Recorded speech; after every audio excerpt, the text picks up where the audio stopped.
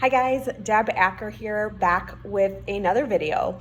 And the title of today's video is really what to do when your life is feeling flat, right? And really how to live life in living color. Anyway, so today's video, we're gonna talk about that, right? And really what causes our life to feel flat, and then how do we start to shift that?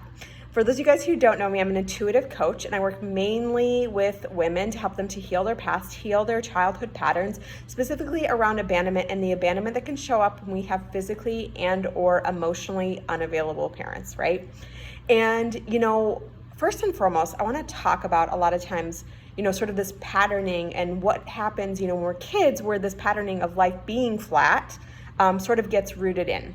And there are two pieces of this, and see what you can relate to with these pieces. But the first piece is sometimes we have so much drama in our life as kids. So depending on what your childhood environment was like, you might have actually wanted things to be kind of calm, right? You might have wanted things to be sort of what I would call on the flatter side, so to speak, right? So just notice if that's something that you can relate to.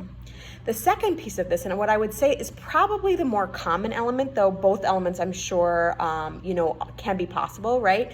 Was that a lot of times in our environments, depending on what your environment was and the reason why your parents may have been physically and or emotionally unavailable, is that we tend to block our feelings in those environments.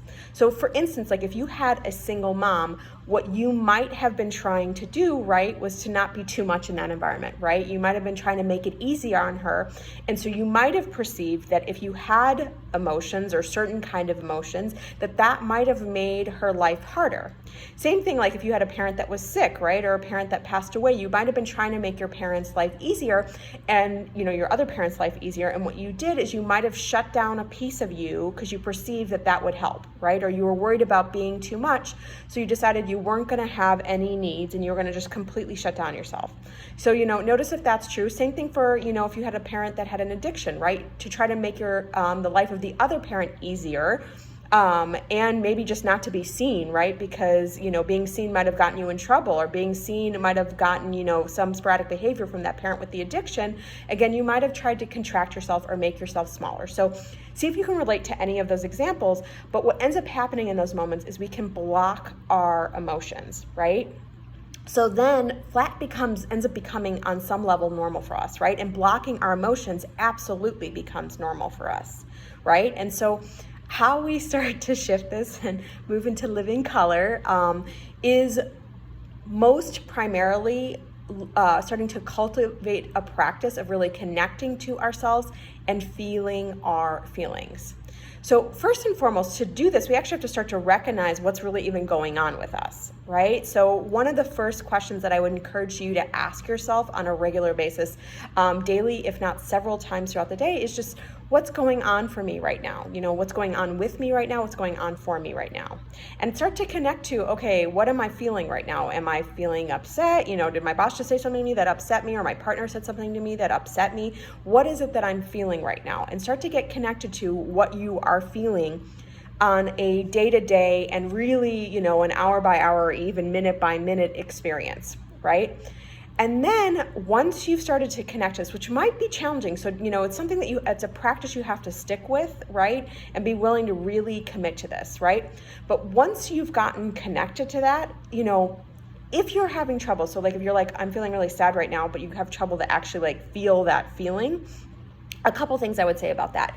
Even saying out loud, I feel sad, and just starting to see that leaving your body. So if you said that out loud several times, just, I feel sad right now. I feel really upset right now. I feel sad, right? If you said that several times, that can sometimes create an opening for us to shift. And again, it starts to bring the emotion to the surface. It starts to help us to shift it and to heal it, right? And with that too, understand a lot of times, like if you have sadness, but you're having a hard time feeling that sadness, that a lot of times underneath that sadness can be anger, right? Or actually on top of that sadness can be anger. So, if you're having a hard time feeling sad, but you're feeling sad in that moment, if you can maybe start to access some anger, which a lot of times you can do by screaming or punching or kicking, right? I mean, it's very cathartic. So, if you've got access to some anger at some point, I would encourage you to feel that first And a lot of times that can help to open or create a space for the sadness or for the pain or the hurt or whatever's underneath that. And understand too that the more you do this, the richer your life gets. So thanks so much for watching. That's today's video. If you're liking these videos, go ahead and subscribe to the channel. And if you're wanting to grab the Healing Through Abandonment kit, the link is below.